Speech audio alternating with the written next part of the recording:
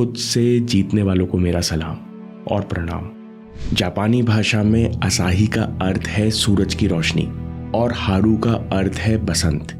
यह कहानी है दो मित्रों की, असाही और हारू, जो आगे चलकर ये नाम दोनों बच्चों के जीवन पर अपनी छाप छोड़ने वाले हैं। बचपन से दोनों बच्चे घनिष्ठ मित्र थे। वे साथ में पढ़ते, खेलते, नदी में नहाते, पूरा दिन साथ रहते। लेकिन असाही के अंदर एक खास क्वालिटी थी। वो जो भी करता डूब कर करता। जब वो खेलता तो दुनिया भूल जाता। जब वो कुछ पढ़ने बैठता तो उसे खाने के लिए खींचकर उठाना पड़ता।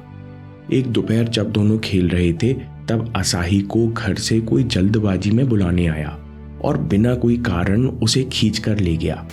ये दोनों मित्रों की आखिरी मुलाकात थी। बाद में पता चला कि किसी दुर्घटना में असाही के पिताजी का निधन हो गया है। 5 दिनों बाद असाही अपने मामा के पास रहने चला गया। उसे अपने दोस्त से आखिरी बार मिलने का मौका भी नहीं मिला। कुछ साल बीते। असाही के जीवन में नया मोड़ आया। उसकी एकाग्रता नया रूप लेने लगी। वो शांत पहाड़ की चोटी पर जाकर ध्यान करने लगा। समय बीता, ज्ञान का अंकुर फूटा। उसने ध्यान को जाना। हमेशा हर जगह वो ध्यान में ध्यान को ही जीने लगा। लोग उसे ध्यान का मास्टर यानी ज़ेन मास्टर बुलाने लगे। एक दिन हारू ने सुना कि कुछ दूर पहाड़ पे एक ज़ेन मास्टर रहते हैं। फिर किसी ने बातों बातों में बताया कि अरे ये तो अपने गांव में खेलने वाला असाही है, जो अब ज़ेन मास्टर के नाम से जाना जाता है। हारू को अपने दोस्त का नाम सुनकर अजीब सा आकर्षण महसूस हुआ। वो खुद को रोक नहीं पाया। अगले हफ्ते काम से फुर्सत पाकर अपने परम मित्र से मिलने के लिए चल पड़ा और कुछ घंटों की यात्रा करके हिनोयामा पर्वत पर पहुंचा। पता पूछते पूछते वो पहाड़ के ऊपर चढ़ा। 2 घंटे चढ़ाई के बाद देखा कि एक दूर गुफा के बाहर पत्थर पर एक आदमी बैठा है। हारू ने थोड़ा नजदीक जाकर देखा तो अपने दोस्त को पहचान लिया, लेकिन उसके चेहरे पर तेज और आभा देखकर चौंक गया। हारू ने हिचकिचाते हुए पूछा, नमस्कार, क्या आपने मुझे पहचाना? हारू मेरे दोस्त, मैं तुम्हें पहचानूंगा क्यों नहीं? तुम्हें ऊपर चढ़ने में दिक्कत तो नहीं आई? अब तो तुम काफी मोटे हो गए हो। ज़ेन मास्टर ने ऐसे स्वागत किया जैसे 2 दोस्त कल ही मिले हों। दोनों बहुत देर तक बातें करते रहे। हारू ने देखा कि असाही के नजरें एकदम स्थिर है और चेहरे पर हल्की मुस्कान हमेशा बनी रहती है। फिर कुछ देर बाद हारू ने पूछा, तुम्हें अचानक क्या हुआ? तुम यहाँ क्यों आ गए? असाही ने कुछ नहीं कहा, बस मुस्कुराकर पूछा, अच्छा दोस्त ये बताओ तुम कैसे हो? घर में सब ठीक है? हारू एकदम निराश हो गया। उसने कहा, दोस्त, मैं जिस काम को शुरू करता हूँ उसी में असफलता मिलती है। हमेशा पैसे और खाने का अभाव बना रहता है, इसलिए पत्नी ताने कसती है और बच्चे बात नहीं सुनते। असाही ने कहा, क्यों ना तुम मेरे साथ कुछ दिन यहीं रुक जाओ, मेरे साथ यहीं ध्यान करो, फिर चले जाना। हारू ने सीधे मुंह मना नहीं किया, लेकिन उसने सोचा, मेरे पास इतना खाली समय तो नहीं कि मैं इस निर्जन पर्वत पर बैठूं। मैं कल ही सुबह चला जाऊंगा। लेकिन उस रात हारू बहुत गहरी नींद सोया। अगले दिन उसे बहुत शांति महसूस हुई। वो यूं ही पहाड़ों में घूमता रहा और जब समय मिलता तो असाही से बचपन की यादें ताजा करता। हारू को पता भी नहीं चला कि कब 3 दिन निकल गए। जब वो वापस आया तो काफी परेशानियां टल चुकी थी। बड़े आश्चर्य की बात थी, घर का माहौल अच्छा था। कुछ दिनों में फाइनेंशियल हालत में भी सुधार हुआ। फिर कुछ 10-12 महीने निकले। पहले बच्चे की तबीयत बिगड़ी, फिर काम में नुकसान हुआ। उसे दुकान बंद करके घर बैठना पड़ा। उसका मन नहीं लगा तो हारू फिर अपने दोस्त के पास पहुंचा। उसने देखा कि ज़ेन मास्टर की प्रसिद्धि और बढ़ चुकी है। लोग दूर दूर से ज़ेन मास्टर के पास आ रहे हैं, लेकिन असाही वैसे ही शांत बैठा हुआ है, आंखें वैसे ही स्थिर हैं। पुराने दोस्त को आया देख ज़ेन मास्टर ने पूछा, मित्र, अब सब कुछ कैसा चल रहा है? आवाज में वही अपनापन और वही सहजता थी। हारू ने कहा, अपनी अपनी किस्मत है मित्र। मेरे जीवन में से परेशानियां खत्म ही नहीं होती, एक के बाद एक कुछ न कुछ होता ही रहता है। ज़ेन मास्टर ने फिर कहा, इस बार तुम 5 दिन रुको हारू, फिर घर जाना और अच्छा लगे तो साथ बैठकर ध्यान भी कर सकते हो। 2 दिन बाद हारू ने असाही से कहा, तुम्हारे कहने पर मैंने कोशिश की थी, पर मुझसे ध्यान नहीं होता। मन में बार बार चिंताएं आने लगती हैं। तो ज़ेन मास्टर ने कहा, जितना हो सके उतना किया करो। ध्यान एक बैलेंस है, तुम जबरन जोर नहीं लगा सकते। केवल शांत बैठकर देखना है। लेकिन हारू ध्यान नहीं कर पाता, अपने दोस्त के आसपास बैठा रहता, कभी लोगों से बातें करता। ज़ेन मास्टर के पास कुछ किताबें थीं, वही पढ़ता, उसे थोड़ा सुकून मिलता। 2 दिन के अंदर उसने ध्यान की कोशिश भी छोड़ दी। 5 दिन बाद हारू घर पहुंचा तो इस बार फिर हालात सुधर चुके थे। हारू को कुछ कनेक्शन समझ आया। अब हारू को जब भी परेशानी आती तो अपने मित्र ज़ेन मास्टर के पास रहने चला जाता। एक बार हारू दोबारा अपने दोस्त से मिलने आया।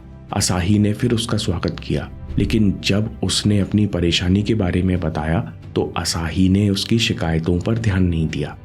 उस दिन के बाद से असाही ने अपने दोस्त हारू को पूरी तरह इग्नोर करना शुरू कर दिया।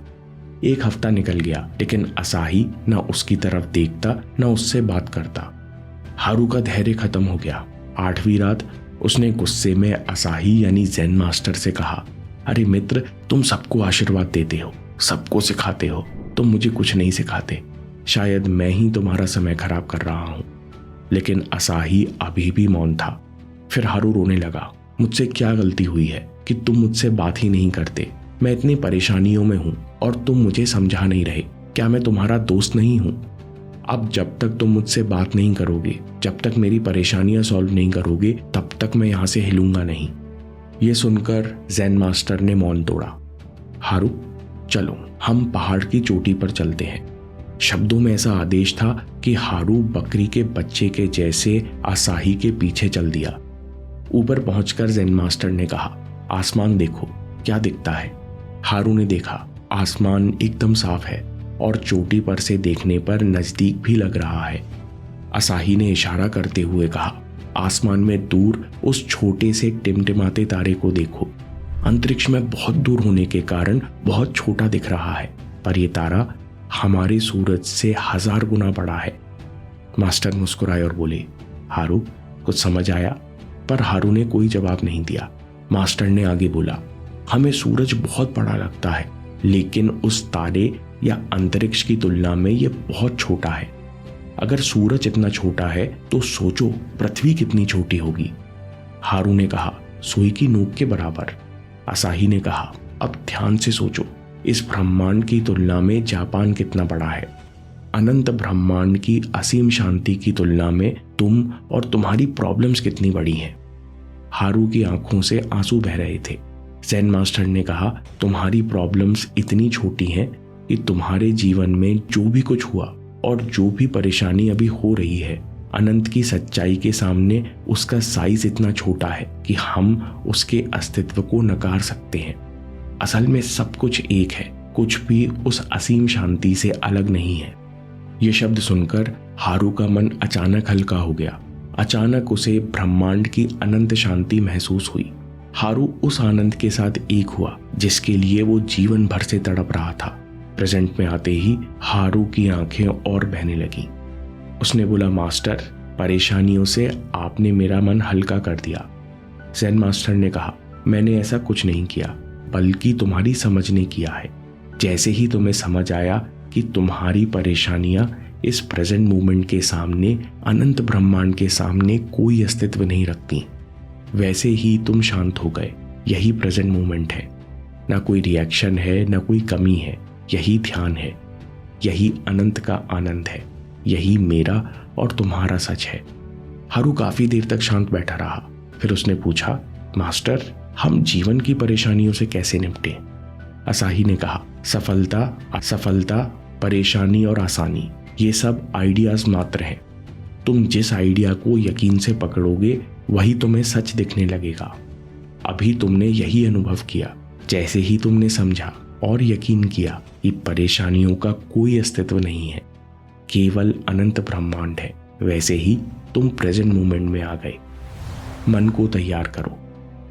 हारू ने कहा, असाही, अब मैं समझा कि तुमने क्या पा लिया है, लेकिन मुझे ये बताओ कि जब मैं कुछ दिन तुम्हारे पास रहता हूं तो मेरी परेशानियां कम क्यों हो जाती हैं?